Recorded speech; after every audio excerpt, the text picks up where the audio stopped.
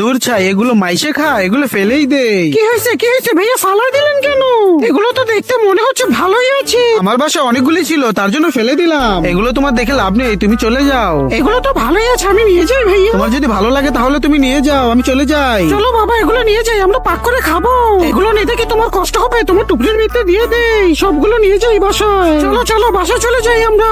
বাবা, তুমি কি কখনো পাক করেছো এগুলো? তুমি কি পাক করে খাওয়াইবা না আমি খাওয়াবো?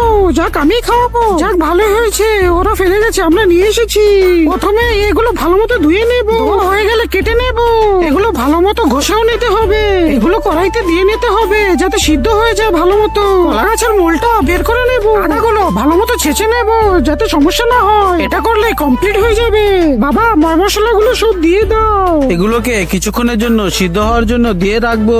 ভালো মতো সিদ্ধ হয়ে গেলে এগুলোকে ধুয়ে নিতে হবে ভালো করে। এটা সম্পূর্ণ ধোয়া হয়ে গেলে। আচ্ছা বাবা, তুমি কি ছোটকাল থেকে বেশি ঝাল খাও না কম ঝাল খাও, নাকি তোমার জন্য কমই ঝাল দেবো? সব ময় মশলা দেওয়া কমপ্লিট, এবং ছাগলের মাথাটা দিয়ে শেষ করে দেবো রান্না।